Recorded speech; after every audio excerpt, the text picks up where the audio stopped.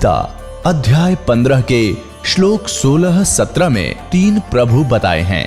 ये 3 प्रभु कौन हैं? किस प्रभु की शरण में जाने के पश्चात जन्म और मरण समाप्त हो सकता है? 3 प्रभुओं में सबसे उत्तम परमात्मा कौन है? कैसा है? उसका क्या नाम है? इन सभी गूढ़ रहस्यों को जानने के लिए अवश्य सुनिए जगत गुरु तत्वदर्शी संत रामपाल जी महाराज के अमृत वचन। नमस्कार दर्शकों। जन्म मृत्यु का चक्र इस लोक का अटल सत्य है। कहते हैं जो जन्मा है उसकी मृत्यु भी निर्धारित समय पर होगी, इसे कोई टाल नहीं सकता। लेकिन वर्तमान समय में उत्तर प्रदेश के अलीगढ़ से ऐसा चौंकाने वाला उदाहरण सामने आया है जहां पूर्ण परमेश्वर की विशेष रहमतों से मृत्यु भी टली है और कर्म फल भी बदला है। यह कहानी है निवीत कुमार जी की। बचपन से ही इन्हें पूर्ण परमात्मा की चाह थी। देवी देवता और हनुमान जी की भक्ति साधना पर विशेष रूप से आरूढ़ थे, पर फिर भी इस श्रद्धालु के मन में कई आध्यात्मिक प्रश्न थे, लेकिन उनके जवाब नहीं। एक दिन ये प्रभावित होते हैं अवश्य जानिए नामक पैम्पलेट से, जिसमें लिखे प्रश्नों के उत्तर जानने के लिए इन्होंने तत्वदर्शी संत रामपाल जी महाराज जी द्वारा लिखित ज्ञान गंगा पुस्तक मंगवाई, जिसमें इन्हें सवालों के जवाब तो मिले ही और साथ ही उसमें वर्णित शास्त्रानुकूल भक्ति साधना करने से ये मौत के मुंह से बाहर निकल कर आए हैं। आपको बता दें कि निवीत जी यूपी पुलिस में कार्यरत हैं और उसी दौरान 2 शूटर्स ने इनके ऊपर जबरदस्त फायरिंग की, लेकिन इन्हें एक भी गोली नहीं लगी। यही नहीं बल्कि एक्सीडेंट में भी निवीत जी की जीवन रक्षा हुई है। ये अद्भुत चमत्कार निवीत जी के गुरुदेव तत्वदर्शी संत रामपाल जी महाराज जी की शक्ति की अनमोल देन है। अब आप स्वयं सुनिए निवीत जी के मुख से उनका साक्षात्कार, दीनदयाल परमात्मा की शक्ति का अनोखा चमत्कार। नमस्कार सर। नमस्कार सर। सर क्या नाम है आपका? मेरा नाम निवीत कुमार है, मैं अलीगढ़ यूपी से हूँ। निवीत जी, संत रामपाल जी महाराज से नाम दीक्षा आपने कब ली? मैंने संत रामपाल जी महाराज से दीक्षा 30 दिसंबर 2013 को ली थी। संत रामपाल जी महाराज से नाम दीक्षा लेने से पहले क्या आप कोई भक्ति साधना भी करते थे? जी सर, मैं पहले सभी देवताओं की भक्ति करता था और हनुमान जी का पुजारी था मैं, और हनुमान जी का व्रत भी रखता था मंगलवार का, और सुबह नहा करके ही मैं भोजन किया करता था। शुरू से ही बचपन से ही मेरी भगवान में बहुत आस्था थी, मगर मुझे पूर्ण परमात्मा की चाह थी बचपन से ही। मैं सभी से पूछा करता था कि हम आते कहाँ से हैं और मरने के बाद जाते कहाँ हैं, तो ये मेरा बचपन से ही क्वेश्चन था। तो फिर आप संत रामपाल जी महाराज की शरण में कैसे आए?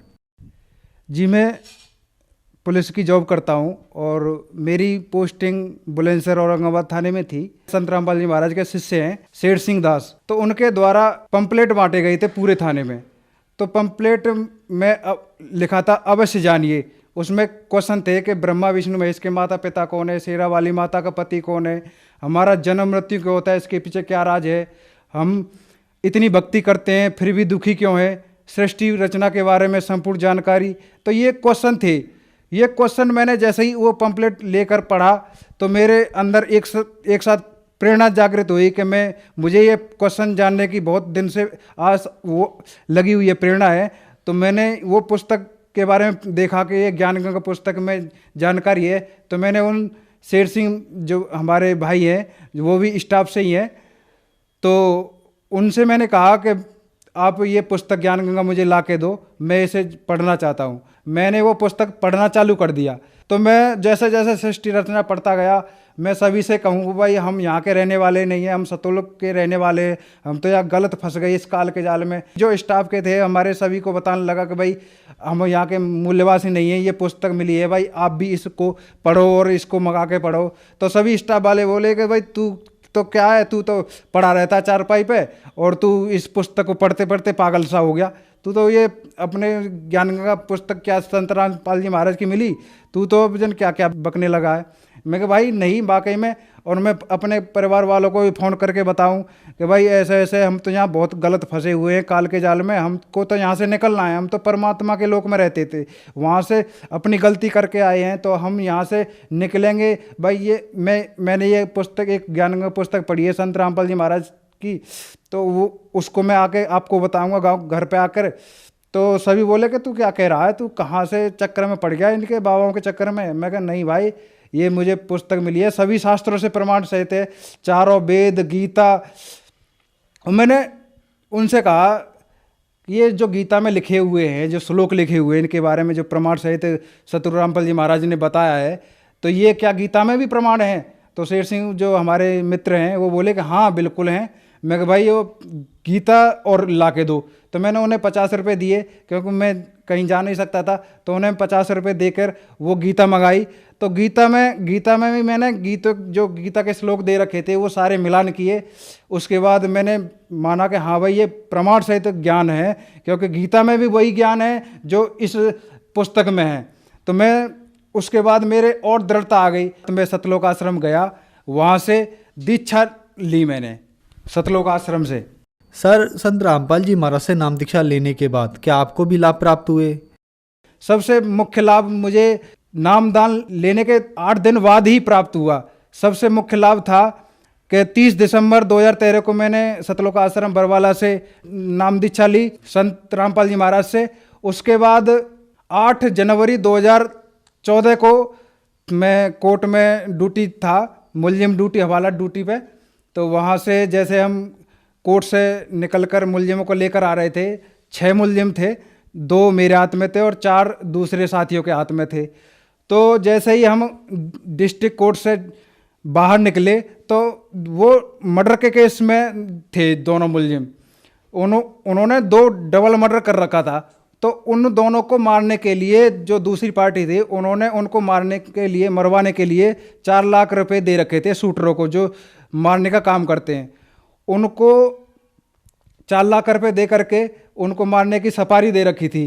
तो मैं उनको जैसे ही कोर्ट से बाहर निकले, हम सभी जो पुलिस वाले थे, तो हम जैसे डिस्ट्रिक्ट कोर्ट से बाहर निकले तो वकील की ड्रेस में, हमें पता भी नहीं था कि ये वकील हैं कि कौन है। तो हम जैसे ही बरामदे में आए तो उन्होंने सामने से मुश्किल से 10 कदम दूरी पे ही दोनों शूटरों ने अपनी पिस्टल से लगातार फायरिंग की और मैं बीच में चल रहा था, दोनों मुलजिम जो है बराबर चल रहे थे। तो उन्होंने ताबड़तोड़ फायरिंग की, उसमें से मेरे कान गुम हो गए, इतनी फायरिंग की थी उन्होंने, इतनी गोलियां चलाई थी। मेरे साथ जो चल रहे थे मुलजिम, उनके एक के 4 गोली लगी, एक के 7 गोली लगी। एक मुलजिम ऑन स्पॉट ही खत्म हो गया था और मेरे परमात्मा की दया से एक भी गोली नहीं लगी। यानी मेरे शरीर में होकर पार हो रही थी, ऐसा लग रहा था कि मेरे शरीर में होकर पार हो रही हैं, मगर परमात्मा की दया से मेरे एक भी गोली नहीं लगी। और परमात्मा का इतना बड़ा चमत्कार हुआ कि अगर परमात्मा की शरण में नहीं होता, और मेरी मौत थी इस दिन, और परमात्मा ने मेरी मौत होने से बचा लिया। और उस समय मुझे सस्पेंड भी कर दिया गया कि तुमने क्या किया, कि जब कि हमारा कोई दोष नहीं था उसमें। और परमात्मा की दया से 16 दिन बाद मैं बहाल हो गया। उसी समय पत्नी है, उनके बच्चा होने वाला था, तो मैं सस्पेंड चल रहा था घर पे। मैंने परमात्मा से मन ही मन प्रार्थना की, संत रामपाल जी महाराज मेरा तो कोई नहीं है, मैं यहाँ गांव में हूँ और घरवाली के भी बच्चा होने वाला है, अब क्या होगा। परमात्मा से जैसे ही संत रामपाल जी महाराज से मैंने प्रार्थना की, तो उसके बाद सुबह यानी रात को तो हमारी घरवाली के लड़की पैदा हो गई परमात्मा की दया से, गुरुदेव की दया से। और उसके बाद सुबह ही फ़ोन आया ऑफिस से कि भाई तुम्हें जो है बहाल कर दिया गया, तुम सुबह से अपनी ड्यूटी ज्वाइन कर सकते हो। तो मुझे बड़ी खुशी हुई कि मेरी घरवाली के बच्चा भी नॉर्मल हो गया और वो गुरुदेव की दया से मेरी वो ड्यूटी भी बहाल हो गई और मैं नौकर पे भी आ गया सतगुरु संत रामपाल जी महाराज की दया से। एक सबसे बड़ा और लाभ हुआ कि हम संत रामपाल जी महाराज की पेशी पे जा रहे थे, तो रास्ते में हम बैन से जा रहे थे, तो बैन में हम 7 भगत थे जो गुरु भाई हैं, हम 7 जने थे। तो हम हिसार और रोहतक के बीच में जैसे ही पहुंचे थे, रोड बन रहा था, एक साइड से काम चल रहा था, एक साइड से रोड चालू था। तो हमारी जो बैन थी वो एक ट्रक को ओवरटेक कर रही थी।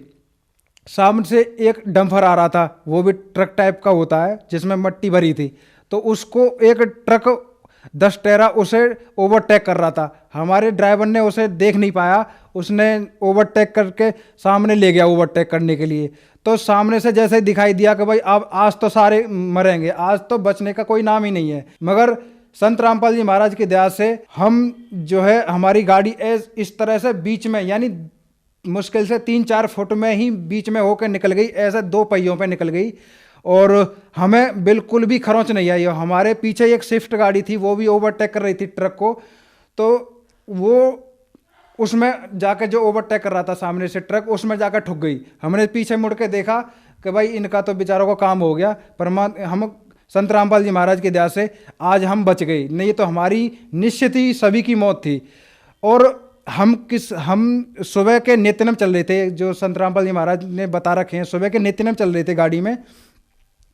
तो नित्यनम करते हुए जा रहे थे, तो हमारी तो मौत निश्चित थी। तो सतगुरु रामपाल जी महाराज ने हमारी मौत को टाल दिया और हम किसी को नहीं दिखाई दिए संत रामपाल जी महाराज।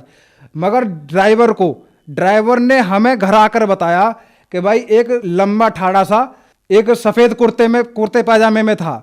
उसने हमें घर आके बताया कि एक सफ़ेद कुर्ते में लंबा ठाड़ा सा आदमी था और उसने मेरे सामने, यानी मैं देख रहा हूँ, ड्राइवर कह रहा है कि मैं देख रहा हूँ, उसने गाड़ी को ऐसे उठाकर बीच में होकर निकाला है। यानी हमको परमात्मा नहीं दिखाई दिए संत रामपाल जी महाराज, मगर उस ड्राइवर को संत रामपाल जी महाराज ने दिखाया कि भाई मैं अपने शिष्यों के साथ हमेशा रहता हूँ और मौत होने से मैं बचा लेता हूँ। तो संत रामपाल जी महाराज उसको दिखाई दिए और संत रामपाल जी महाराज ने ही उस वैन को दोनों ट्रकों के बीच में होकर निकाल के आगे, यानी जैसा चल रही थी ऐसा ही चलता कर दिया। तो हमें सभी की जान संत रामपाल जी महाराज ने बचाई। उस दिन भी हमारी निश्चित ही मौत थी, उस दिन भी संत रामपाल जी महाराज की दया से हमारी मृत्यु जो है टली। और तीसरा लाभ ये हुआ, हमारी भक्तमती जो हमारी घरवाली है, उसके 4 mm की पथरी थी। मेरे बड़ी बेचैनी सी हो गई। तो परमात्मा कहते हैं ना कि मैं अपने भक्त की बेचैनी नहीं दे सकता। तो संत रामपाल जी महाराज से मैंने प्रार्थना की, तो संत रामपाल जी महाराज का आदेश आया कि परमात्मा दया करेंगे। तो परमात्मा दया करेंगे, मुझे तो तसल्ली हो गई। मगर फिर भी कहते ना कि भाई एक बार और सभी से मैंने डिसीजन किया कि जी मेरे घरवाली की पथरी है और पित्त की थैली में है, और डॉक्टरों को भी दिखाया। डॉक्टर बोले कि भाई इसका तो इलाज जो है ऑपरेशन ही कराना पड़ता है, पित्त की थैली में ऑपरेशन ही होता है, यानी पित्त की थैली निकालनी पड़ती है। जो पथरी हो जाती है पित्त की थैली में, तो पित्त की थैली ही निकालनी पड़ती है। तो मेरे और बेचैनी हो गई, मगर पित्त की थैली निकल जाएगी और कहीं और ज़्यादा गड़बड़ ना हो जाए। तो मैंने तो पैसे भी इकट्ठे कर लिए थे और साथी जो हमारे साथी थे उनसे भी पूछ लिया था कि भाई कोई बढ़िया सा डॉक्टर हो जहाँ ऑपरेशन कराऊं। तो उन्होंने बता दिया कि भाई ठीक है, मेरठ में है और मेरठ में बढ़िया हमारी जानकारी भी है, उनसे आप ऑपरेशन करा लो। तो मेरे अंदर से एक प्रेरणा हुई कि एक बार और अल्ट्रासाउंड करा लेता हूँ, तो दोबारा कितनी mm की है कन्फर्म कर लेता हूँ। तो मैं दोबारा जो है हापुड़ गया डॉक्टरों के पास। उन्होंने कहा कि मैं अल्ट्रासाउंड कराना है, पत्ती की थैली में पथरी बताइए। अभी 2 महीने पहले मैंने अल्ट्रासाउंड कराया था। तो सुबह जैसे उसने चेक किया दोबारा से, तो वो कई बार चेक किया उसने, तो वो बोला कि इसमें तो कुछ भी नहीं आ रहा है, आपको किसी ने बिल्कुल गलत बोला है। मैं कहा ये रिपोर्ट भी है कि भाई इसमें तो कुछ नहीं है, नील रिपोर्ट है। तो परमात्मा की दया से मेरे अंदर इतनी, संत रामपाल जी महाराज की दया से इतनी खुशी हुई कि मैं परमात्मा ने दया कर दी। संत रामपाल जी महाराज ने कहा था कि परमात्मा दया करेंगे, तो संत रामपाल जी महाराज का वो वचन फला और मेरी भक्तमती जो हमारी घरवाली है उसकी पथरी खत्म हो गई बिल्कुल भी। वो रिपोर्ट भी देख सकते हो। और संत रामपाल जी महाराज सभी शास्त्रों से प्रमाण सहित भक्ति बताते हैं। और भी लाभ मिले जी। मैं पहले बियर पीता था और यानी गलत संगत में पड़ता जा रहा था, मांस भी खाने लगा था। पहले मैं नहीं खाता था, अंदर से इच्छा नहीं होती थी, मगर जॉब करते करते गलत आदत पड़ने जा रही थी, यानी उसमें बढ़ता ही जा रहा था। अगर संत रामपाल जी महाराज का ये ज्ञान प्राप्त नहीं होता तो मैं बहुत ही गलत संगति में पड़ चुका था। मगर जैसे मुझे ज्ञान हुआ तो मैंने सब कुछ छोड़ दिया, सब कुछ त्याग दिया। यानी अब कोई मेरे बराबर में आके कोई बीड़ी भी पीता है, यानी बीड़ी पी के पहले आ रखा है, तो मैं उससे कहता हूँ भाई मुझे तेरे मुंह से बदबू आ रही है, आप दूर हो जाओ, बीड़ी पी के आए हो।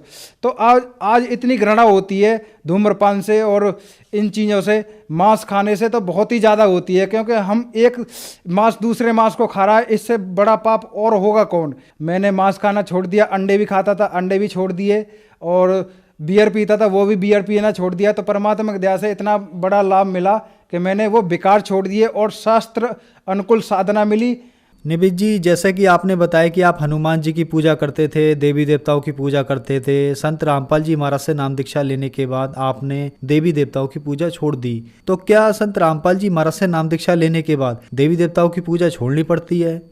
नहीं जी, ये संत रामपाल जी महाराज देवी देवताओं की पूजा छुड़वाते नहीं है, बल्कि कराते हैं। यानी जो प्रमाण सहित उनके मंत्र हैं वो देते हैं, उनकी भक्ति बताते हैं, प्रमाण सहित बताते हैं कि जैसे मेरा नाम निवित कुमार है, और मुझे आदमी भी कहते हैं, इंसान भी कहते हैं, मानव भी कहते हैं, पुरुष भी कहते हैं, मगर मेरा नाम निवित है। अगर मुझे कोई निवित नाम से पुकारेगा तो मैं सुनूंगा।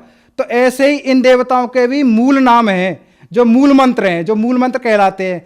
तो उनको उन मूल मंत्रों से पुकारेंगे तो वो हमारी सुनेंगे। अगर हम उनकी आरती गा लेंगे, आरती करेंगे उनके सामने, तो वो नहीं सुनेंगे, क्योंकि हमें उनका मूल नाम पुकारेंगे तो वो हमारी सुनेंगे, और वह हमें आध्यात्मिक लाभ भी देंगे और शारीरिक लाभ भी देंगे। तो संत रामपाल जी महाराज देवताओं की भक्ति छुड़वाते नहीं हैं, देवताओं की भक्ति कराते हैं। वो प्रमाण सहित भक्ति बताते हैं, उनके नाम बताते हैं कि ये नाम, इनके मंत्र ये हैं, इनका जाप करो, जिससे तुम्हें शारीरिक और आर्थिक लाभ होगा। निबित जी, अब आखिरी सवाल आपसे, संत रामपाल जी महाराज से नाम दीक्षा कैसे ली जा सकती है? संत रामपाल जी महाराज से दीक्षा लेने के लिए विभिन्न चैनलों पे सत्संग आता है, जो कॉन्टैक्ट नंबर दे रखे हैं उनसे संपर्क करके, आप जिस भी जिले के रहने वाले हैं आप उनसे संपर्क करके वहाँ निःशुल्क, बिल्कुल ही निःशुल्क नाम दीक्षा ले सकते हैं। धन्यवाद सर। धन्यवाद सर। दर्शकों, अभी आपने सुने संत रामपाल जी महाराज से दीक्षा प्राप्त करके सुखी हुए भक्त के अनुभव। अब देखिए जगत गुरु तत्वदर्शी संत रामपाल जी महाराज के मंगल प्रवचन। क्या बताते हैं भगवान?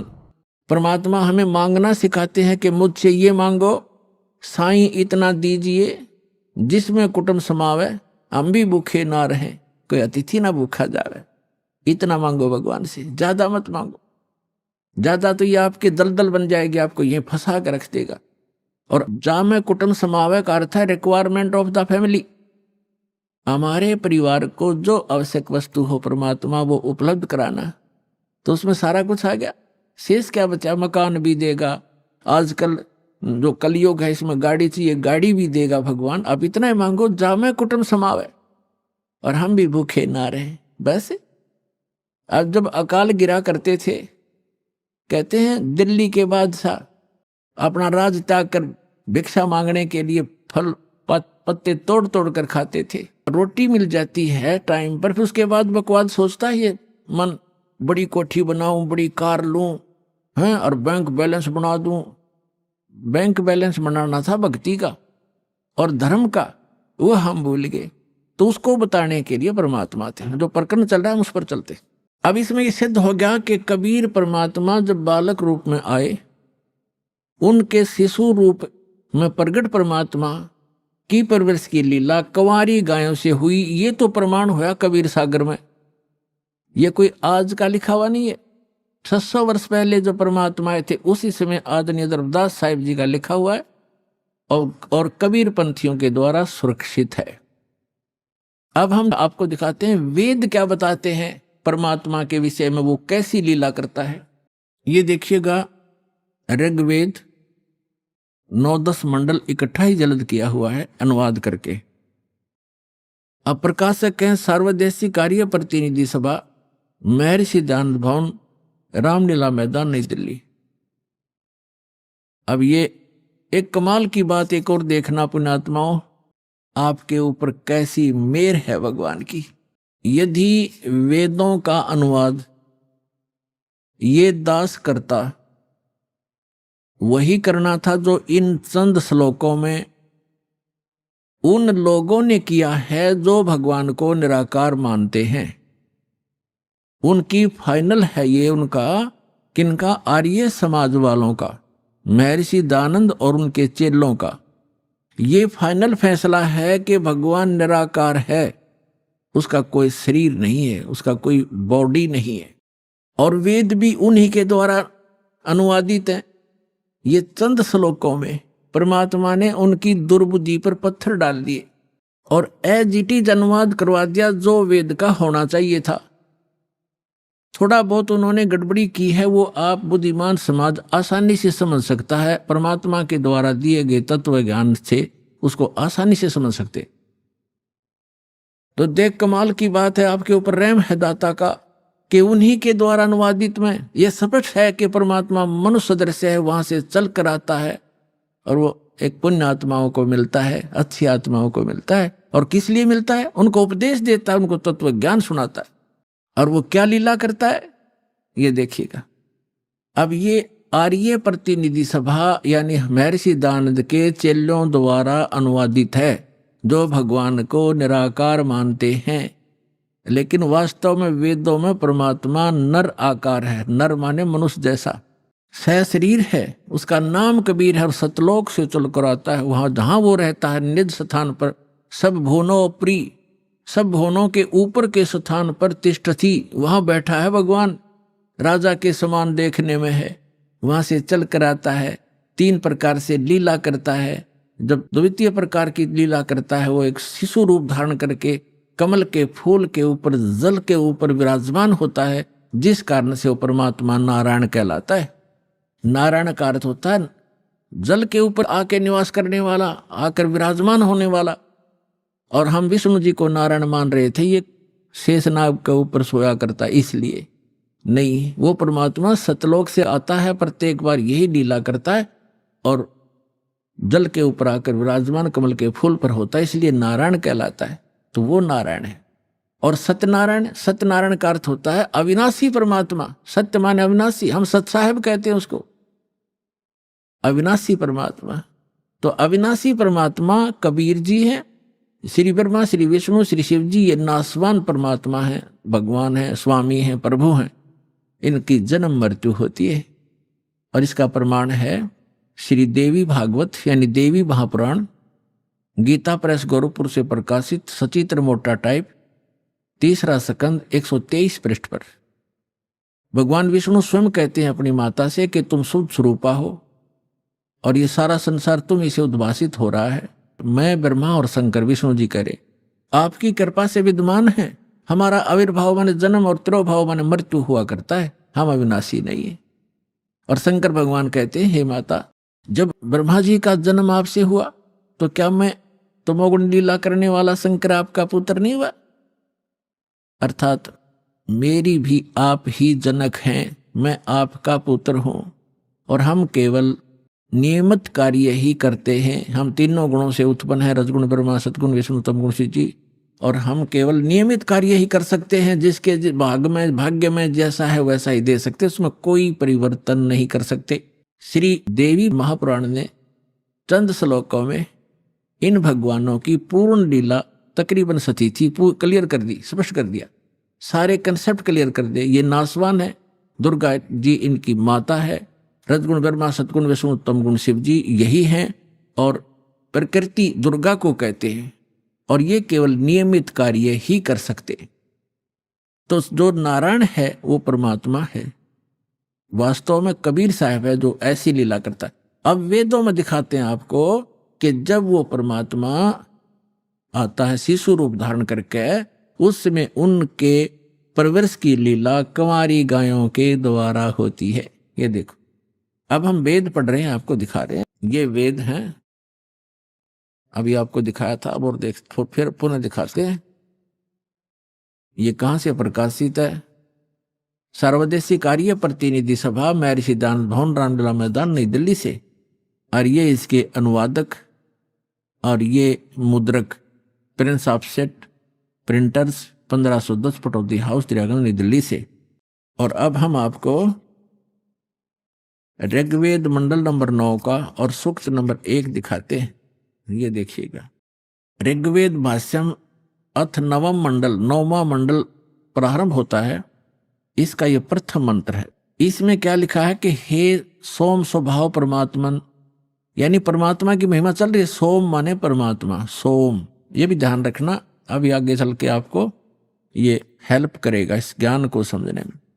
ये 1 नंबर मंत्र, मंडल नंबर 9 सूक्त नंबर 1 का अब मंत्र नंबर हम दूसरा पढ़ रहे हैं। इसमें है हे परमात्मन आप, है ना, परमात्मा की महिमा चल रही है, ये ध्यान रखना। अब तीसरे मंत्र में हे परमात्मन, चौथे मंत्र में हे परमात्मन आप, है ना, महिमा भगवान की, और 5वें मंत्र में हे परमात्मन आप, यानी परमात्मा की महिमा चल रही है। अब छठे मंत्र में मंडल नंबर 9 सूक्त 1 मंत्र 6, हे परमात्मन, है परमात्मा की महिमा। और अब यहां 7वें और 8वें में इनका याद आ गया महर्षि के चेलियां के कि अब यदि हम यहाँ परमात्मा लिख देंगे, आगे परमात्मा की महिमा है कि वो बालक रूप धारण करके आता है, 3 प्रकार के शरीर धारण करता है, तो जनता के समझ में ना आ जावे कि भगवान नर आकार है। तो यहाँ इन्होंने परमात्मा ना लिख के पुरुष लिख दिया। ये देखिएगा, ऋग्वेद मंडल नंबर 9 सूक्त 1 और मंत्र नंबर 7, इसमें 6 तक तो उस हे परमात्मा लिखते आ रहे हैं, 6 तक तो। अब 7वें में इनकी बुद्धि फिर थोड़ी सी उकस गई, यहाँ लिख दिया तम उस पुरुष को, उस पुरुष लिख दिया, भगवान नहीं लिखा। अच्छा, यहाँ तीसरा फिर उस पुरुष को। अब ये पुरुष और कंसेप्ट क्लियर करना पड़ेगा, पुरुष माने परमात्मा होता है। अब देखो, महर्षि दयानंद के द्वारा ज्ञान दिया गया है कि परमात्मा निराकार है, और जिसको माना है आर्य समाज के व्यक्तियों ने, और पूरा विश्व ही माने बैठा है कि भगवान निराकार है। अब महर्षि दयानंद को हम छोड़ देंगे क्योंकि हमने वेदों से प्रमाणित करना है कि वेद क्या कहते हैं। अब यजुर्वेद उन्हीं के द्वारा अनुवाद है, महर्षि दयानंद के द्वारा। यजुर्वेद अध्याय नंबर 40 के मंत्र नंबर 15 और 17 में ये कंसेप्ट कति क्लियर हो जाएगा। जैसे वेद ज्ञान उस पूर्ण परमात्मा ने दिया, इसके अंतःकरण में फीड कर दिया, उस मालिक ने जो इसमें लिखना था वो लिख दिया ताकि हम आसानी से समझ सके। तो यहाँ जिसने आगे वेदों को फिर बताया है, दिया है, समझाया है, उसमें लिखा है कि वेद ज्ञान दाता ये कहता है। अब वेद ज्ञान दाता, अब ये यहाँ काल माना जाएगा ब्रह्म, क्योंकि इसने आगे प्रदान किए हैं और इसको भगवान उस परम पिता ने दिए हैं, इसलिए ये गॉड गिवन है। और आगे जो इसने दिया है वो इस ब्रह्म के द्वारा दिए गए, इसलिए ये ब्रह्म गिवन भी कहे जाते हैं, गीता और ये दोनों वेद। तो यहाँ 40वें अध्याय के 15वें श्लोक में ये खुद कहता है कि मेरा ते कोम नाम है, और 17वें में भी यही स्पष्ट करता है कि मेरा ते कोम नाम है। और वो परमात्मा गुप्त है, वो पुरुष माने परमात्मा पूर्ण ब्रह्म ऊपर रहता है, वो गुप्त है। ये देखना, यजुर्वेद उठा लिया, ऋग्वेद रख दिया, और महर्षि दयानंद सरस्वती ये वही है, सार्वदेशिक कार्य प्रतिनिधि सभा, महर्षि 2/5 महर्षि दयानंद भवन, रामलीला मैदान, नई दिल्ली से। यजुर्वेद आर्य भाष्य, महर्षि दयानंद सरस्वती, मुद्रक है prince officer printers 1510 Pataudi house, त्रियागंज, नई दिल्ली से। ये यहां से छपा है। यजुर्वेद का ये अंतिम अध्याय है 40वां। इसमें टोटल 40 अध्याय हैं, 40 ओनली। और इसमें 40वें अध्याय में 17 मंत्र हैं, और इसमें पूरे यजुर्वेद का लगभग निष्कर्ष है। अब देखो, ये यजुर्वेद अध्याय नंबर 44 40वां अध्याय है। 40वें अध्याय का ये 15वें मंत्र में वेद ज्ञान दाता कहता है कि वायु अनिलम अमृतम अथिदम भस्मांतम शरीरम ओम करतो समर किलबे समर करतुम समर। ओम नाम का जाप काम करते करते सिमरण करो। कलबे माने कलबलाहट के साथ, कसक के साथ, एक स्मरण करो। और कर्तव्य माने अपना मूल कर्तव्य जानकर मनुष्य जीवन का ओम नाम का सिमरण करो। ये तो ब्रह्म तक की साधना है। और वायु अनिलम अमृतम अथिदम भस्मांतम शरीरम, वायु यानी जब आपके प्राण समाप्त होंगे उस समय इस ओम नाम के जाप से जितना अमृतो यानी आपको जितनी गति होनी है वो मिलेगी। अब इसका प्रमाण आपने श्रीमद् भगवत गीता अध्याय नंबर 8 के श्लोक नंबर 13 में मिलेगा कि गीता ज्ञान दाता भी ये ब्रह्म ही है। श्री कृष्ण जी में प्रवेश करके बोल रहा है। ये कह रहा है कि ओम इति एकाक्षरम ब्रह्म व्यवहारण माम अनुसमरण यह प्रयाति तजन देहम स याति परमाम गतिम। माम ब्रह्म, मुझ ब्रह्म का। अब यहाँ ये भी कंसेप्ट क्लियर करना पड़ेगा। पुण्यात्माओं, आज तक ये लोक वेद दंत कथा सुनते सुनते हम बहरे हो गए और हम ढीठ हो गए, उस ज्ञान को कति कंप्लीट मान बैठे। जो हमने सुना वो फाइनल है। ऐसा भी भ्रमित है, कोई स्थिर नहीं है। किसी को भी कोई कुछ कह देता वो भी हाँ ठीक ऐसा भी है, ऐसा भी है, क्योंकि हम स्वयं अपने सदग्रंथों से परिचित नहीं। और दास का उद्देश्य है कि आपको अपने ही सदग्रंथों से परिचित करा के इनका मास्टर बना दूं ताकि आप भ्रमित ना हो। जैसे श्रीमद् भगवत गीता अध्याय नंबर 2 के श्लोक नंबर 53 में कहा कि अर्जुन, जब भिन्न भिन्न प्रकार के भ्रमित करने वाले वचनों से ज्ञान से आपकी बुद्धि हटकर एक परमात्म ज्ञान पर स्थिर हो जाएगी, उस परमात्मा के ज्ञान पर स्थिर हो जाएगी, तब तू योग को प्राप्त होगा, तब तो तू भगत बनेगा यानी भक्ति योग्य होगा।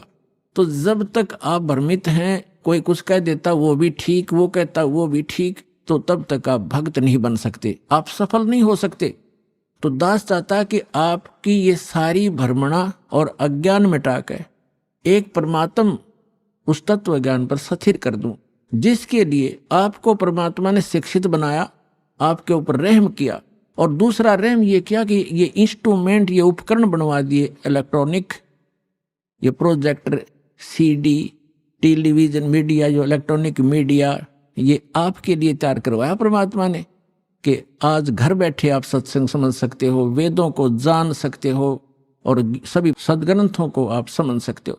और जब तक आप स्वयं अपनी आंखों से सदग्रंथों को नहीं देखोगे, नहीं जानोगे, तो ये काल के जितने भी भ्रमित करने वाले संत भेजे गए हैं, ये आपको ऐसे ही मिसगाइड करके उद्देश्य से वंचित कर देंगे।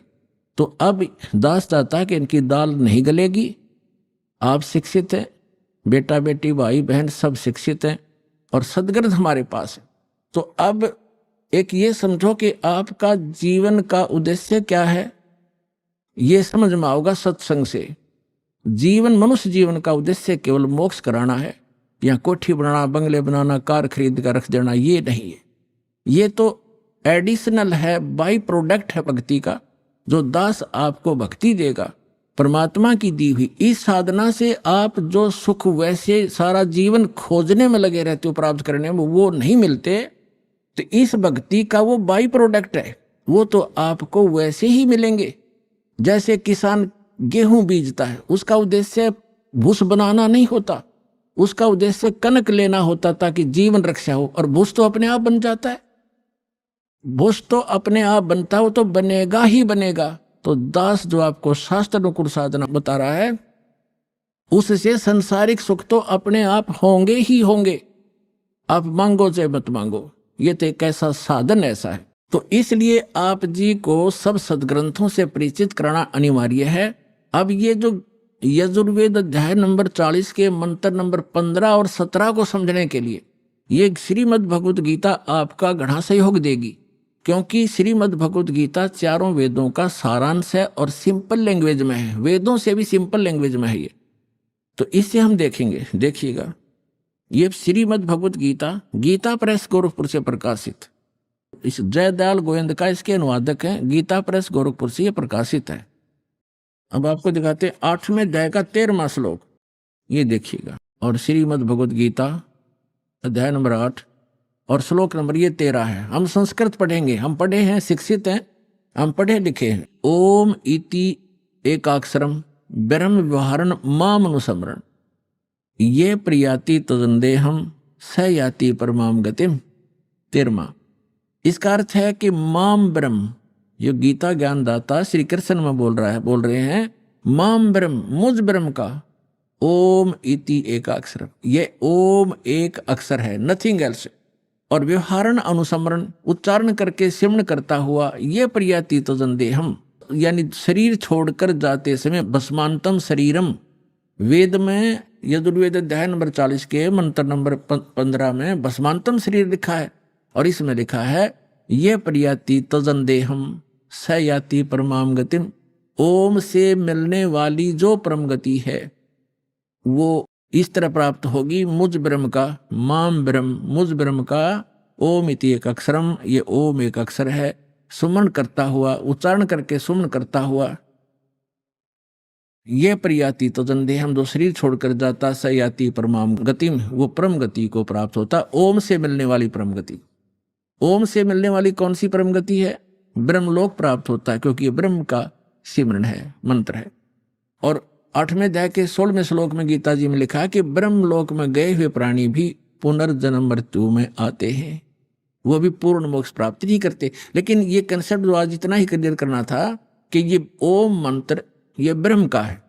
8वें अध्याय के 1 में अर्जुन ने प्रश्न किया कि आपने जो 7वें अध्याय के 29वें श्लोक में जिस तत्ब्रह्म की जानकारी दी है, वो तत्ब्रह्म कौन है कि जिसको जानकर प्राणी केवल जरा और मरण से, यानी बुढ़ापे के दुख और मृत्यु से छूटने का ही प्रयत्न करते हैं।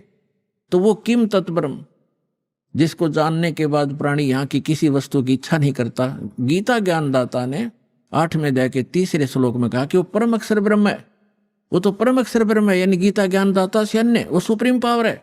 श्रीमद् भगवद गीता अध्याय नंबर 15 के श्लोक 1 से लेकर 4 में, 16 और 17 में स्पष्ट किया हुआ है। इन पूरे ब्रह्मांड की एक स्थिति बताई है कि उल्टा लटका हुआ संसार रूपी वृक्ष है, ऊपर को जो जड़ है वो तो पूर्ण परमात्मा है, सबका धारण पोषण करने वाला, वो परम अक्षर ब्रह्म है। और वो जड़ तो प्रोक्ष है, गुप्त है, हिडन है, छुपी हुई है, और बाहर जो दिखाई देता वो वृक्ष कहलाता है। तो परमात्मा ने खुद आकर अपनी वाणी में बोला है, अक्षर पुरुष एक पेड़ है, और सरपुरुष यानी ज्योत निरंजन वाकी डार, और तीनों देवा शाखा हैं, ये पात रूप संसार। और पेड़ जो जड़ है वो गुप्त है, तो जो जमीन से बाहर दिखाई देता तना उसको अक्षर पुरुष समझो, आगे उसके मोटी डार निकलती है उसको सरपुरुष समझो, उसके 3 शाखाएं हैं, रजगुण ब्रह्मा सतगुण विष्णु तमगुण शिव जी रूपी, ये शाखाएं समझो, और पात रूप हम सब संसार समझो। तो वृक्ष का पालन कहाँ से होता है? मूल से, जड़ से। तो श्रीमद् भगवद गीता अध्याय नंबर 15 के श्लोक 1 से लेकर 4 में और 16 और 17 मंत्र में यह स्पष्ट किया गया है कि तत्वदर्शी संत की पहचान भी बताई है कि तत्वदर्शी संत वो होगा जो इस उल्टे लटके हुए संसार रूपी वृक्ष के सभी विभागों को भिन्न भिन्न बता देगा। तो दास पर दया, ये पहले तो परमात्मा आए थे, तत्वदर्शी संत की भूमिका भी वही करके जाते हैं, इसलिए वो एक प्रसिद्ध कवि भी कहलाते हैं। लोकोक्तियों के माध्यम से, कविताओं के माध्यम से ज्ञान सुनाते हैं। तो उन्होंने 600 वर्ष पहले बताया था, अक्षर पुरुष एक पेड़ है, और सरपुरुष वाकी डार, और तीनों देवा शाखा हैं, ये पात रूप संसार। अब वो जड़ कौन बताओगा? जड़ तो उन्होंने गुप्त छोड़ दी, इस दास को भेजा कि वो जड़ कौन है? वो कबीर साहब है, वो परम अक्षर ब्रह्म है, वो मूल।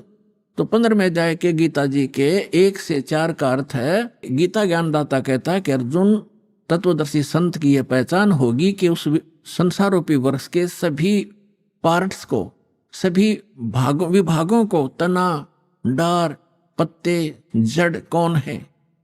तो जो बताता है सवेदवित, वो तत्वदर्शी संत है। उसके पश्चात तत्वदर्शी संत की प्राप्ति के पश्चात परमेश्वर के उस परम पद की खोज करनी चाहिए, जहां जाने के बाद साधक लौटकर कभी संसार में नहीं आते। और जिस परमेश्वर ने सारे ब्रह्मांडों की रचना की, और केवल उसकी भक्ति करना, मेरी भी नहीं करना, यदि पूर्ण मोक्ष चाहता है, जहां जाने के बाद फिर लौटकर नहीं आते, वहां जाना चाहता है। और फिर 15वें अध्याय के 16 और 17 में बताया है कि 3 पुरुष हैं, सरपुरुष और अक्षर पुरुष। सरपुरुष तो ये ज्योति निरंजन काल है, अक्षर पुरुष उसका तना समझो, जो 7 संग ब्रह्मांड का स्वामी है, और सरपुरुष केवल 21 ब्रह्मांड का स्वामी है। और उसके 3 शाखा हैं जो वृक्ष के, वो रजगुण ब्रह्मा सतगुण विष्णु तमगुण शिव जी रूपी समझो। और फिर बताया है 15वें अध्याय के 17वें श्लोक में कि उत्तम पुरुष है तू अन्य। परमात्मा इति उदाहरते। उत्तम पुरुष तो कोई और है, जिसको भगवान कहते हैं, परमात्मा कहते हैं, वही तीनों लोकों में प्रवेश करके सबका धारण पोषण करता है। अवय ईश्वर है, वो अविनाशी परमेश्वर है। सबका धारण पोषण वही करता है, जैसे मूल से, जड़ से पूरे पेड़ की, वृक्ष की पोषण होता है, परवरिश होती है। तो यहां ये स्पष्ट किया। और कई आपको भ्रमित कर देंगे कि गीता अध्याय नंबर 15 के श्लोक नंबर 18 में गीता ज्ञानदाता कहता है कि मैं लोक वेद में पुरुषोत्तम प्रसिद्ध हूं। तो पुण्यात्माओं, वहां ये क्या कहता है कि मेरे अंतर्गत जितने भी प्राणी हैं 21 ब्रह्मांड में, इनसे मैं श्रेष्ठ हूं, इनसे मजबूत हूं, इनसे बलवान हूं, ताकतवर हूं, बुद्धिमान हूं। इसलिए लोक वेद में इस दंत कथा के आधार से मैं पुरुषोत्तम प्रसिद्ध हूं। आई एम नॉट पुरुषोत्तम, क्योंकि उसने तो 15वें अध्याय के 17वें श्लोक में स्पष्ट कर दिया कि पुरुषोत्तम तो कोई और है, उत्तम पुरुष है तो अन्य परमात्मा इति उदाहरते। कहने का भाव ये है कि एक तो दो परमात्मा से दोगे। गीता अध्याय नंबर 18 के श्लोक नंबर 62 में और 66 में गीता ज्ञानदाता स्वयं कहता है कि अर्जुन, तू सर्वभाव से उस परमेश्वर की शरण में जा, उस परमेश्वर की कृपा से ही तू परम शांति को और सनातन परम धाम को प्राप्त होगा। यानी परम शांति चाहिए और शाश्वत स्थान जहां जाने के बाद फिर लौटकर कभी संसार में नहीं आते, वो चाहिए। तो उस परमेश्वर की शरण में जा, यानी गीता ज्ञानदाता से अन्य है। और फिर उसके विषय में बताया कि चौथे अध्याय के 32 और 34 मंत्र में स्पष्ट किया है कि वो परमात्मा अपने मुख कमल से आके ज्ञान देता है, वो तत्व ज्ञान है। उसके मुख कमल से बोलेगी वाणी में, सच्चिदानंद घन ब्रह्म की वाणी में वो यज्ञों की जानकारी, यानी धार्मिक अनुष्ठानों की जानकारी विस्तार से कही गई है। वो तत्व ज्ञान है। उस तत्व ज्ञान को तो तत्वदर्शी संतों से पूछ, मैं नहीं जानता। यदि जानता होता गीता ज्ञानदाता तो एक अध्याय और बना देता। इसलिए उसने कह दिया है कि तत्वदर्शी संतों से पूछो। फिर बताया है कि तत्वदर्शी संत की प्राप्ति के उपरांत 15वें अध्याय के 4थे श्लोक में परमेश्वर के उस परम पद की खोज करनी चाहिए, जहां जाने के बाद साधक फिर लौटकर संसार में कभी नहीं आते। फिर 17वें अध्याय के 23वें श्लोक में उस परमेश्वर को पाने की, शाश्वत स्थान को पाने की, उस परम धाम को पाने की विधि बताई है। ओम तत्सत इति निर्देश ब्रह्मण त्रिविध समर्थ है। उस सच्चिदानंद घन ब्रह्म के पाने का इस 3 मंत्र के जाप का निर्देश है, फाइनल फैसला है, नथिंग एल्स। तो गीता ज्ञानदाता ने अपना नाम तो ओम स्पष्ट कर ही दिया।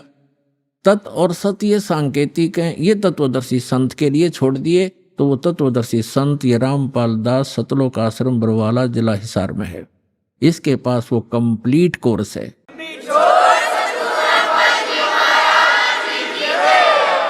तत् और सत ये सांकेतिक है।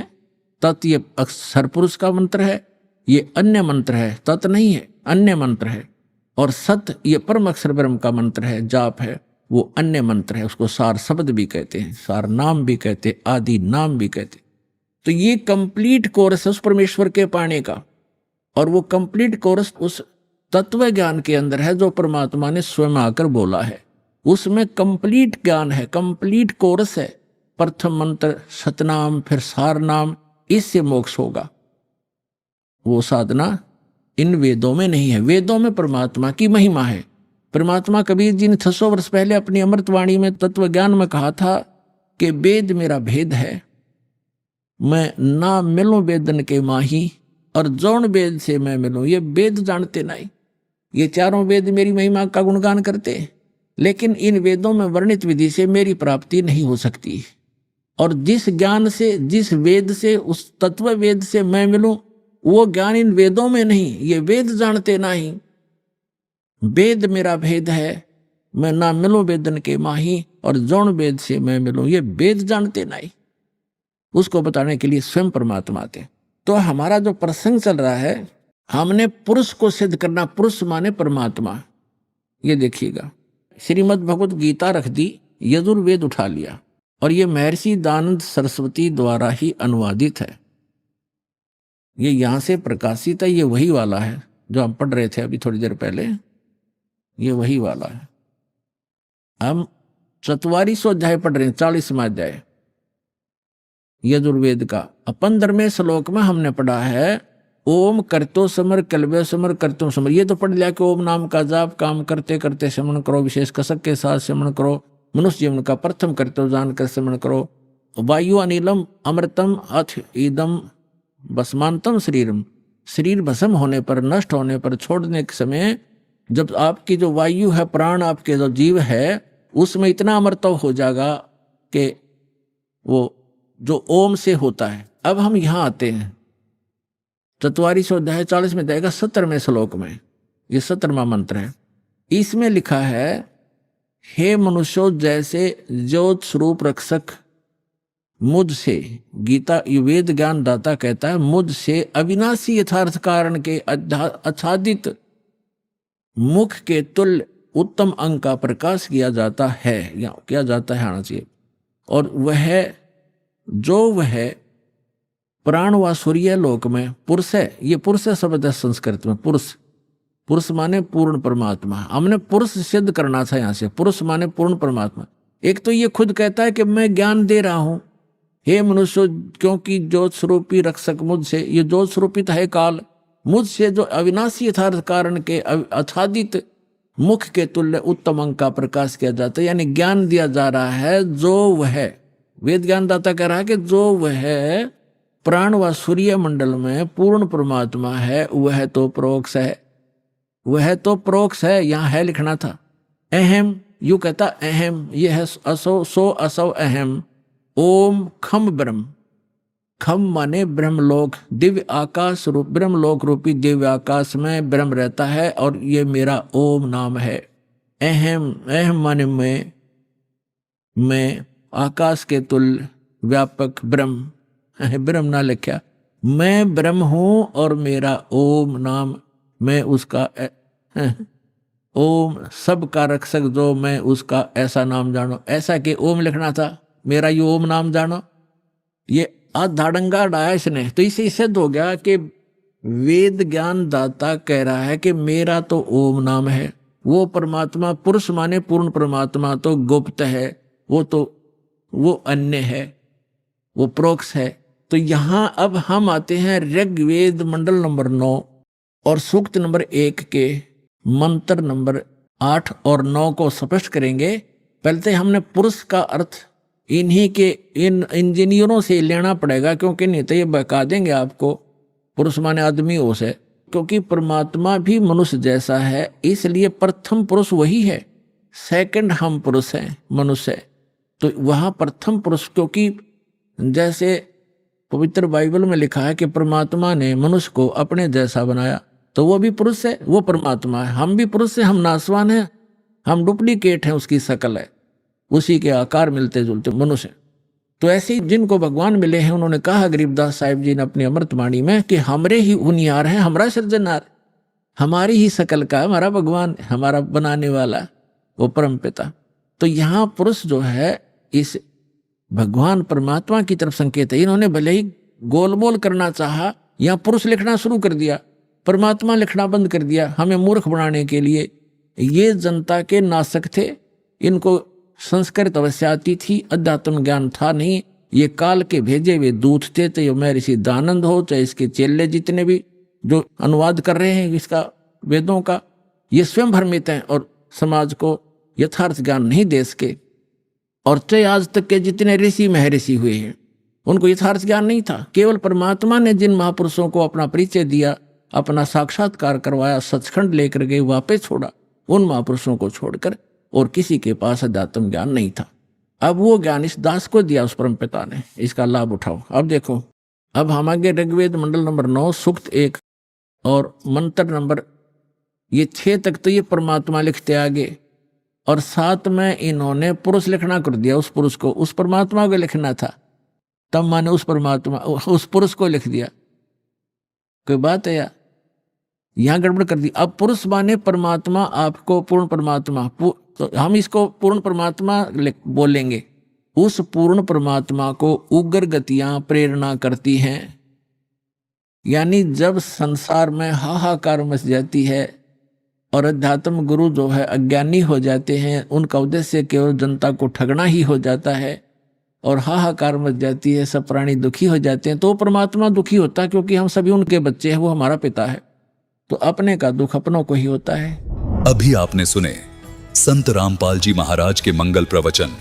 आइए अब सुनते हैं संत रामपाल जी महाराज जी से नाम दीक्षा लेकर सतभक्ति करके अद्भुत लाभ प्राप्त करने वाले अनुयायियों के विचार।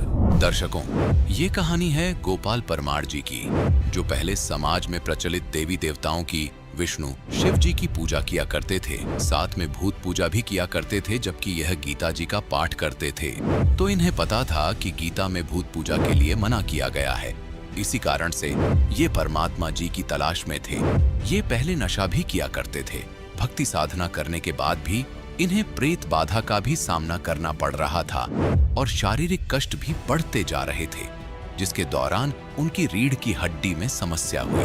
कुछ समय बाद इन्हें अपने परिचित से ज्ञान गंगा पुस्तक प्राप्त हुई, जिसको पढ़ने के बाद इन्हें जो शास्त्र प्रमाणित आध्यात्मिक ज्ञान प्राप्त हुआ, जिसको जानने के बाद उनके पैरों से जमीन ही खिसक गई। इन्हें बहुत सारे प्रमाण भी मिले और संत रामपाल जी महाराज जी के सत्संग भी सुने। संत रामपाल जी महाराज जी के शास्त्र प्रमाणित ज्ञान को सुनकर उन्होंने संत रामपाल जी महाराज जी से नाम दीक्षा प्राप्त की। इसके बाद उनके जीवन में बहुत बड़ा परिवर्तन आ गया। इन्हें प्रेत बाधाओं से राहत मिली, साथ ही नशे की लत से भी छुटकारा मिल गया, शारीरिक समस्याओं का अंत हुआ और परमात्मा की वास्तविक सत्य भक्ति प्राप्त हुई। संत रामपाल जी महाराज जी से प्राप्त भक्ति करने से एक चुड़ैल से भी जीवन रक्षा हुई। तो आइए सुनते हैं उनके जीवन की सच्ची कहानी, इन्हीं की अपनी जुबानी। नमस्कार सर। नमस्कार सर। सर क्या नाम है आपका? गोपाल परमार।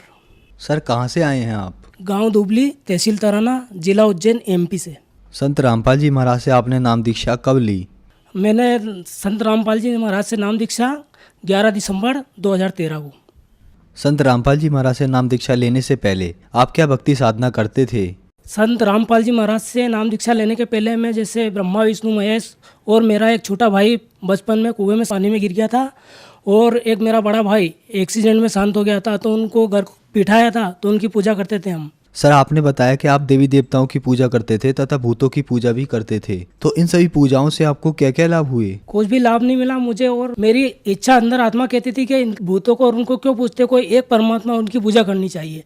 मेरे मन में ये रहता था, तो मैं ऐसा सोचता था, तो ये मेरे को रात में परेशान करते थे। मैं सोता था जब रात में तो मेरे ऊपर बैठ जाते थे और मैं चिल्लाता था, पर और मैंने कि ऐसा क्या होता है, मतलब भगवान कोई तो है, मेरे को परेशानी क्यों आती है कि जब परमात्मा की पूजा करनी चाहिए इनकी, जबकि गीता जी में इनको मना करा है। मैं गीता जी का पाठ करता था तो उसमें तो बेहतर पूजों को मना करा है, जबकि ये करवाते तो लाभ तो कुछ मिला हो, मुझे नुकसान ही नुकसान। हमेशा बीमार रहता था, मेरा मुंह में छाले होते थे, मेरी भाभी को भी छाले होते थे, तो उन्होंने गोली लगाई थी, एक बेटनीसोल गोली आती है, तो मैंने पूछ लिया, तो मैं भी वो रेगुलर यूज़ करने लग गया। तो उससे क्या हुआ कि मेरी यहाँ रीढ़ की हड्डी मतलब जॉइंट कमर के यहाँ दर्द है, वहाँ एक छर्रा रहते हैं, ये ओष्ठा भरा जाता है वो ख़राब हो गया था। उसके बाद तो फिर मैंने डॉक्टर को दिखाया इंदौर, तो डॉक्टर साहब ने बोला कि बेटा ये तो तेरा गोला पूरा ख़त्म हो गया और इसका 5 साल का ऑपरेशन होगा, और 5 साल के बाद फिर तेरा डबल बड़ा ऑपरेशन होगा, उसके बाद तेरी 20 साल ही उम्र रहेगी। तो मेरे को ये इतना दिक्कत आने लगी, फिर मेरा ऑपरेशन हुआ 5 साल का। ये ऑपरेशन करवाया, इसका मेरा इससे कुछ भी लाभ नहीं मिला और इस परेशानी से मैं अब भी परेशान होता रहा हूँ। तो सर जो आपने देवी देवताओं की भक्ति की उनसे आपको कोई लाभ नहीं हुआ, आपकी परेशानी बढ़ती गई। फिर संत रामपाल जी महाराज के बारे में जानकारी आपको कहाँ से मिली? चैनल पे इनके सत्संग आते थे, तो ये क्या गीता जी ये बताते, तो पहले मैंने ध्यान नहीं धरा ये जब मेरा ऑपरेशन नहीं हुआ था। उसके बाद मैं क्या कि मेरे सामने एक किराने की दुकान है, उनसे बोला मैंने कि मेरा टाइम पास नहीं होता, तो उनने मेरे को 8-10 पुस्तक दी, तो उसमें एक ज्ञान गंगा पुस्तक दी मुझे। तो मैंने वो तो बाकी पुस्तक नहीं पढ़ी और ज्ञान गंगा पुस्तक पढ़ी मैंने। तो मैंने कि यार इसमें क्या है, ऐसा ज्ञान गंगा में ज्ञान की बात होगी, तो मैंने ज्ञान पढ़ी, तो मेरे पेड़ नीचे की धरती की खसक की। मन की ये तो कबीर साहब को, ऐसा कौन सा संत है जो कबीर साहब को पूर्ण परमात्मा बताते हैं। मेरा तो दिमाग खराब हो गया, मैंने पुस्तक रख दी वो, तो फिर भी मेरी आत्मा नहीं मानी कि ये जो बता रहे संत इसमें कुछ तो दम है। तो मैंने वापस उस पुस्तक को उठाई और फिर पढ़ी मैंने, तो उसको पूरी, फिर उसमें गीता जी का श्लोक देवी भागवत पुराण में लिखा, जब पेज नंबर प्रश्न नंबर सब उसमें लिखा हुआ है, मैंने मिलाया। तो फिर मैंने ये जानकर, उसका पूरा पेज पटा हुआ था, सामने का गुरु रामपाल जी महाराज का नाम उस पर नहीं था। तो मैंने अंतरात्मा से बोला कि ऐसा कौन सा संत होगा। पहले उनका आस्था टीवी पे आता, फिर साधना टीवी पे आने लगा सत्संग पूज्य सदगुरु रामपाल जी महाराज का। तो फिर सत्संग सुनने लगा तो फिर मेरे को ऐसा ऐसा रोना आया, ऐसा रोना आया। मैंने कि ये कुछ तो दम है। फिर मैंने गीता जी का श्लोक मिलाया, सब मिलाया। फिर मैं उसमें पता दिया है पीछे बरवाला का, हिसार हरियाणा, तो वो पता पूरा लिख के फिर मैं बरवाला आश्रम गया और पूज्य संत सदगुरु रामपाल जी महाराज से नाम दीक्षा ली मैंने। सर आपने संत रामपाल जी महाराज से नाम दीक्षा ली तो उसके बाद क्या आपको कोई लाभ प्राप्त हुए? बिल्कुल सर, मेरे डॉक्टर ने यूँ बोला था कि तेरा जो ये ऑपरेशन होगा ये 5 साल बाद तेरा फिर से ऑपरेशन करवाना पड़ेगा। तो ये 5 साल हो गए मेरा। जब अब डॉक्टर को मैं वापस दिखाने गया था अभी 4-5 महीने, तो डॉक्टर ने ऐसा बोला कि तेरे ऑपरेशन की कोई ज़रूरत नहीं है अभी 50 साल बाद। अभी मेरी उम्र 42-43 साल हो गई है, तो 50 साल बाद देखेंगे, तेरी ऑपरेशन की ज़रूरत नहीं है। उसके बाद से आज तक मेरे को कोई परेशानी नहीं है। मैं खेत पे भी जाता हूँ, काम भी करवाता हूँ। रात को जब सोता था तो मुझे भूत प्रेत और ये सब सताते थे। तो पूज्य सदगुरु रामपाल जी महाराज की शरण में नाम दीक्षा लेने के बाद जब गुरुजी ने जो मुझे मंत्र दिए, उस मंत्रों की शक्ति से मुझे आज तक कोई परेशान नहीं करता है। अभी आपको बताता हूँ 4 महीने पहले की बात। मैं जब रात को फसल मतलब सोयाबीन की फसल तैयार हुई थी तो बाहर खाले के बाहर रखी हुई थी, तो मैंने मेरा पलंग लगाया था मैंने, तो मेरी आधी नींद लगी हुई थी और आधी खुली थी। मैं सोया हुआ था तो एक चुड़ैल आई और मेरी रजाई खींच ली नीचे। उसने रजाई खींचने के बाद मेरे को हाथ पकड़ लिए, मेरे दोनों ने ले जाने लगी। तो मैंने कि तू कहाँ ले जा रही है मेरे को? तो मैं ले जाऊँगा तेरे को, और तेरे से पहले मैं 4-5 को ले जा चुका हूँ और तेरे को भी ले जाऊँगा। तो मैं एकदम घबराया। तो मैंने क्या, मेरे परमात्मा की कृपा से, सदगुरु रामपाल जी महाराज की कृपा से जो मंत्र दिए वो मंत्र का जाप करने लगा मैं सतनाम का। तो उससे वो ऐसी मतलब उसके हाथ मेरे तो वो ऐसी झुझक डरने लगी, चिल्लाने लगी कि मुझे छोड़ दो, मुझे छोड़ दो। मैं आपसे पहले 4-5 को ले जा चुकी हूँ, मुझे छोड़ दो। अब मैं आप कभी ज़िंदगी में लौट कर इधर नहीं आऊँगी और आपको कभी परेशान नहीं करूँगी। तो पूज्य सदगुरु रामपाल जी महाराज की कृपा से मुझे आज तक उसने परेशान नहीं करा। पहले मैं नशा करता था, पूज्य सदगुरु संत रामपाल जी महाराज की शरण में आने के बाद आज तक तो मैंने बीड़ी को हाथ नहीं लगाया और पी भी नहीं। और पीना तो दूर की बात, जो मेरे दोस्त पीते हैं उनसे भी मना करता हूँ कि ये बहुत बेकार चीज़ है, इससे आपको ये नुकसान हो रहा है, ये मैं बताता हूँ मेरे मित्रों को। सर संत रामपाल जी महाराज की शरण में आने के बाद आपको अनेकों लाभ प्राप्त हुए, तो जो श्रद्धालु आज आपको सुन रहे हैं उनको आप क्या संदेश देना चाहते हो? मैं उन्हें ये संदेश देना चाहता हूँ कि आप भी सदगुरु रामपाल जी महाराज का सत्संग सुनो, और जैसे मैं दुखी था, मेरे को इतनी बीमारी थी, मुझे लाभ हुए, वो आपको भी मिल सकते हैं अगर आप सदगुरु रामपाल जी महाराज की शरण में आओगे और नाम दीक्षा लोगे तो आपका कल्याण हो जाएगा और मोक्ष भी मिल जाएगा परमात्मा की कृपा से।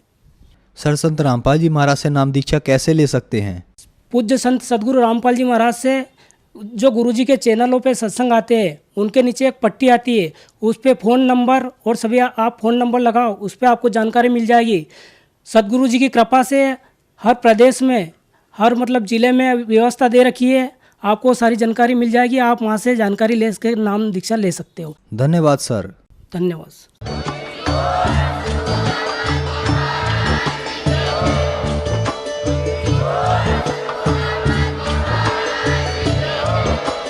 आप सुन रहे थे जगत गुरु तत्वदर्शी संत रामपाल जी महाराज जी के मंगल प्रवचन। अधिक जानकारी के लिए विजिट कीजिए हमारी वेबसाइट www.jagatgururampalji.org। संत रामपाल जी महाराज जी के शुभ आशीर्वाद से पूरे विश्व भर में 500 से भी ज्यादा नाम दीक्षा केंद्र हैं, जिन पर संत रामपाल जी महाराज जी द्वारा ऑनलाइन निशुल्क नाम दीक्षा दी जा रही है। अपने नजदीकी नाम दीक्षा केंद्र का पता करने के लिए संपर्क करें 8222880541।